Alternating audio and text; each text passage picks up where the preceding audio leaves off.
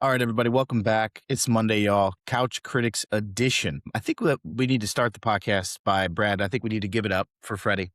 It's I 7 a.m., hun 7 a.m. Pacific Standard Time, and he's working around Brad and I's schedule. yeah, if there's anything for the people, this is for the people today. Yep. This is 7 a.m. Thursday. Now Yeah. this is gonna air on Friday, but Nolan, I was gonna bring it up if you didn't. Clap it up. Yeah. I don't do it Just, for me. Don't clap for me. Clap for the people. yeah. Based off of the feedback from it's Monday y'all's episode this week, and if you haven't checked that out, go do so because there's some hilarious moments in there as usual. But based off of the initial feedback, Freddie, any chance you're gonna change around your big announcement from Monday No, based no. off of the feedback? Okay, I believe since my announcement, they have canceled the whole thing. I guess I didn't That's see still up in that. the air. I didn't see that either. I feel like they're erecting statues right now there, but I Yeah, don't know. yeah. But anyways, all right. So this week, Obsession. Last week, Project Hail Mary. One of our most popular episodes so far. With the big name movie. And then this is another one that's been on a lot of the top of everybody's lists to go see and to check out just based off of the feedback of how interesting and depending on your perception, how good it is, right? So I think you both watched it from home this week, right? No theater Yep.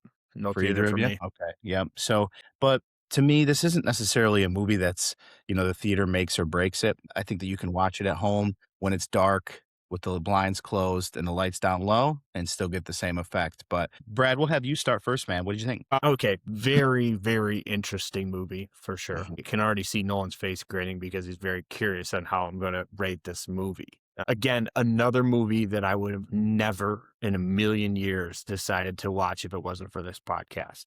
But I will say this, I did like the movie. I thought it was a good movie. I liked it because obviously it's the horror-ish theme, horror comedy theme.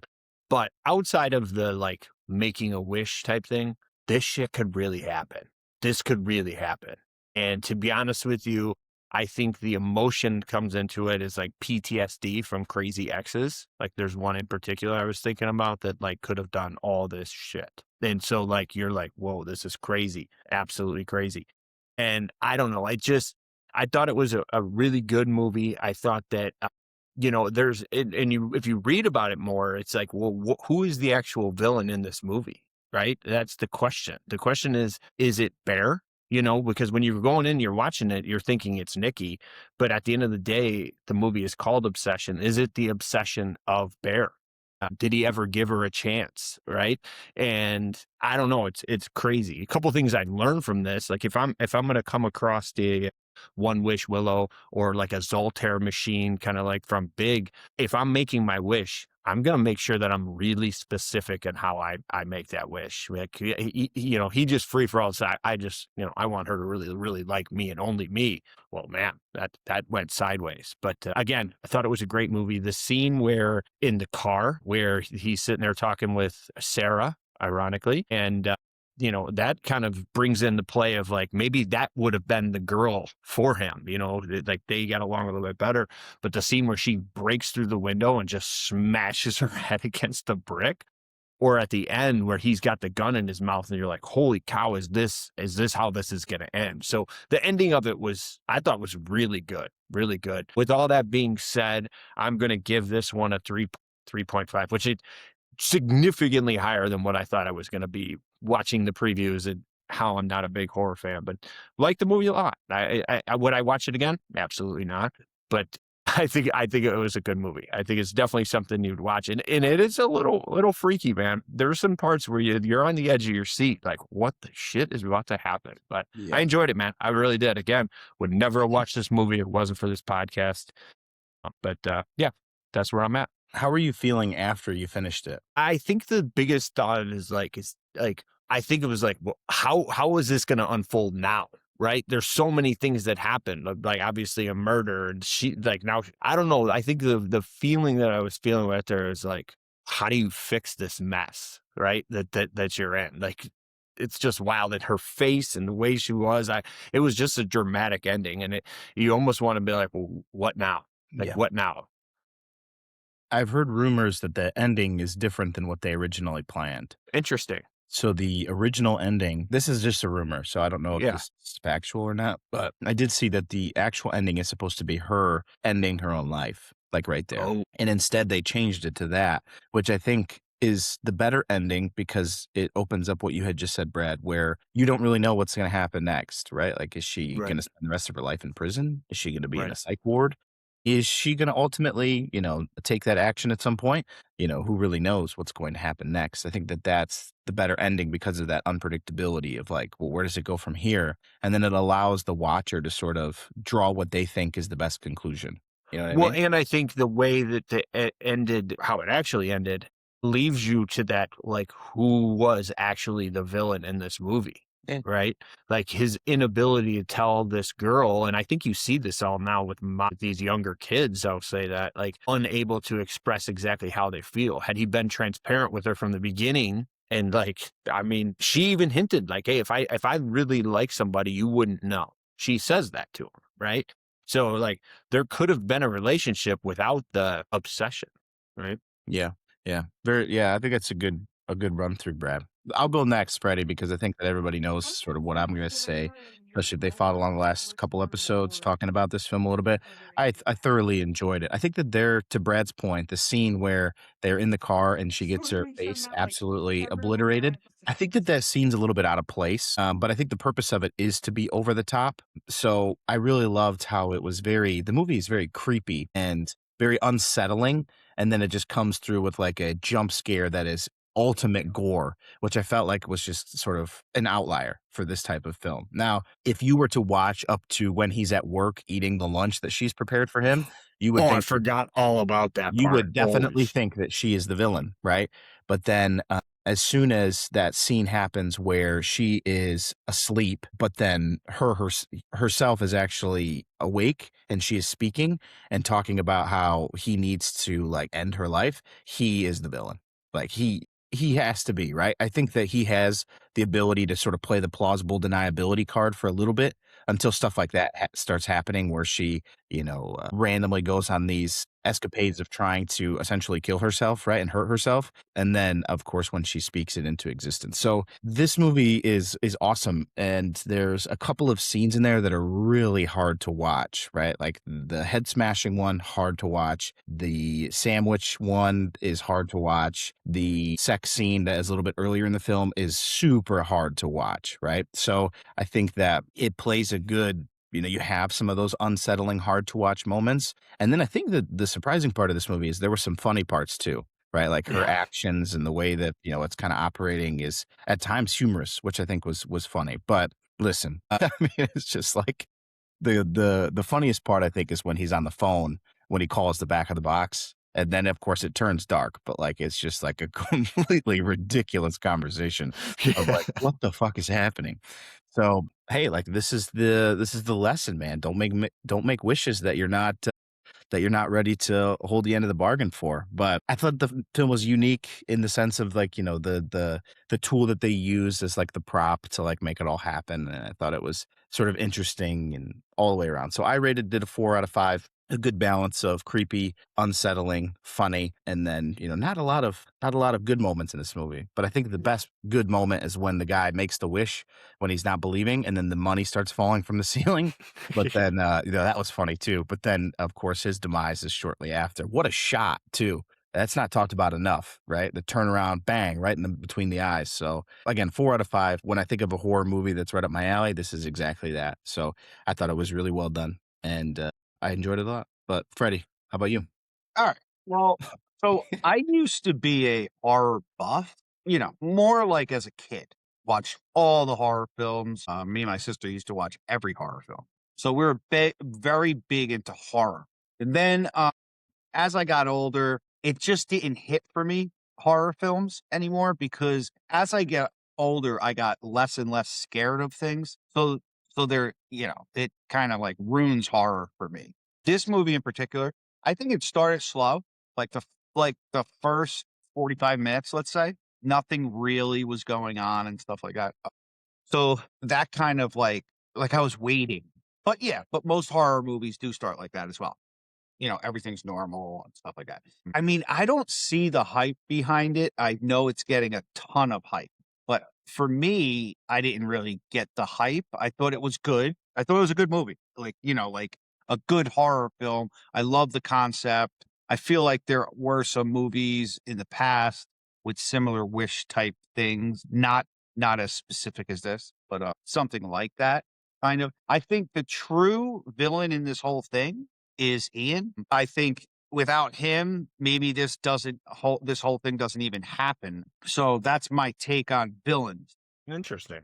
Yeah, dirtbag, you know, uh, doing his buddy dirty and just like, just scumbag type shit. So I wasn't I don't care when people die in movies. I've told you that. So I thought that Ian deserved it. I love that part of the movie. I think this movie had the recipe that these movies nowadays are having, and it's sex, puke scene, dead animal. Not just horror films, like films of this time period have those three things in it. The one thing I can't stand the most is a dead animal. So Even a cat? a dead animal of any kind. I Okay. listen. I was more upset if Rocky died in Project Hail Mary than Ian getting shot in the face or that girl getting her face smashed by a brick. Like, listen, it is what it is. She in the wrong place at the wrong time. Like, so, but realistically, I think that what held me in this, it wasn't subnatural thing. It wasn't, something like that. It can happen to some degree. I'm not sure it can happen totally just due to today's CSI and ballistics and bed stuff like that. So, but all in all, I gave it a 3.1 just because I thought it was good, but like not that great. It was good. It was cute. Like, you know, but man, I had a problem with it. Like I know it could happen. And I do have a question though for you guys. I guess one of the questions would be now before I get to the questions, let me just talk about what the hell's the kid's name? Not Bear? Nikki Ian? Fair. Fair. Yes. Baron. I think that, like I like again, like what Brad said, I think that it could have happened without the One Wish Willow. It could have, right? And if a kid had any game, he would have at least threw his hat in the ring. So that kind of like pissed me off at the beginning. Like, dude, Sack like, up. yeah. Well, I mean, you guys are like, first of all, another thing that was weird about this movie, let me just throw this in there. These guys just graduated high school. They have houses. Well, Bear does, and like his boy Ian does, but she lived at home. She But lives did with she though? her. Because she's like, come on in for drinks. Like if you're 17, 18 years old, you're inviting somebody into your home with drinks. Like where are the I mean, the I parents? was. Yeah, but I where don't are the think they parents though? they just graduated high school. They were at the bar drinking, right? Yeah, they're 21. Yeah, they're 21. They're I'm like, not sure they're 21. I I think they were just think they're out there drink. I mean, who wasn't at a bar drinking? But like she true. was getting her letters for colleges. That's because, but it's still a couple years after, remember? Because she talked about how she fucked up in high school and how she's like trying to make up for it. So Yeah, I think and Yeah. I think they're but like also 21, 22. but Yeah, I'm with you. also I'm like with you. Bear was mentioned high school to Nikki. Like Yeah. like I don't know. That kind of like threw me off The there. age thing did kind of throw me off when they had his own place too, and then she was at home. I will agree with that. But They're supposed to be a group of friends are depicted as recent high school graduates navigating the messy, awkward realities of early adulthood, Man, representing their early 20s. yeah. So it's both. So but yeah, like I still if you're in your early 20s, I mean you guys have houses and shit. Like now I think that Ian said something about the China when he had people over. So he was probably living with his parents and they were away. That's Mm. that's totally understandable. Her standing in front of the house, it just seemed like it was her house. Come on in for some drinks. Like I was like, and then his situation is grandma. It was grandma's apartment. Yeah. So No, I'd missed that. Yeah. so okay. So the questions I would have for you guys is number one, what would your wish be? Obviously, but I have a more important question, and I want you guys to answer that one first. Nolan, you want to go ahead and go first? Yeah. It's just a general wish, unless you have something specific right now, like you want to win this tournament. I got you. So this is the question. That's the first question, right? Okay. Yeah. So I wouldn't want to do it something like I could do like well, the Red Sox always win the World Series, or I become really good at golf. But then that's kind of boring because that eliminates like the thrill of it all, right? Like in order for me to be able to appreciate winning 4 World Series in the last 22 years, they have to go some years without winning them, right?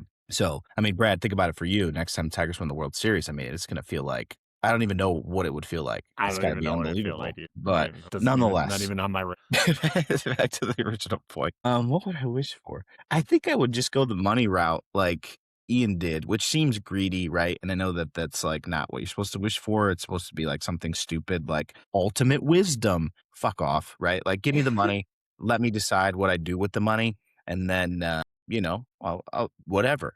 Just give me the money. I'm gonna go the Ian route for sure. Yeah. And for me, first, there hands down no other way. Like I knew that I know Fred well enough. I knew this was going to be the question that we were going to have to ask. So I was definitely prepared, but 100% financial freedom for sure, without a doubt. Like you come from a world where I live and we're grinding every day. I'm 100% commission salesperson. It's on your mind every single minute, every single day when you wake up. The fact to have financial freedom would be where I can just do whatever I want. I would never stop working. I do enjoy working, but financial freedom to keep that free of my headspace, but for sure. And then what I did with that money, I mean, that's going to be a whole nother podcast in itself. But yeah, financial freedom without a doubt, 100%. Oh, Brad? yeah. I mean, I think that's Gators? what's that. Gator. Well, with the financial freedom, you get the tangibles. So like that's why I would. But I had a twist with my wish of financial freedom. I knew it was going to be financial freedom, money, etc. Whatever. That's easy, right? Because then you can get a ton of things done with that. Like my thing would be this: if it was specific and almost like tricking the wish giver. It's like I would wish for financial freedom for everyone. For the people, Nolan. So, like, I think that would That's be what he really is. interesting, and it would create some crazy problems.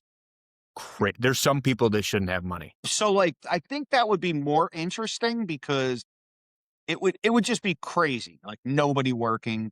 It would be awesome. Everyone's just hanging out again.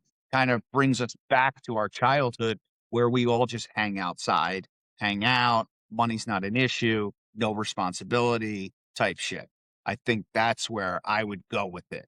But I'd love to ask one more question, if that's okay. Absolutely, Fred. End of the Nolan's movie. tea time's not for another hour and a half. End of the movie. What does Nikki wish for? What would if you were in Nikki's shoes? What would you wish for? Ooh. So if she got another Because wish, there was that one thing still sitting there, right? Let's no, she say used it. yes, Oh, but but let's say, yeah. okay. That's a Ooh. good question. That's a great question. Maybe that I she mean- never met Bear.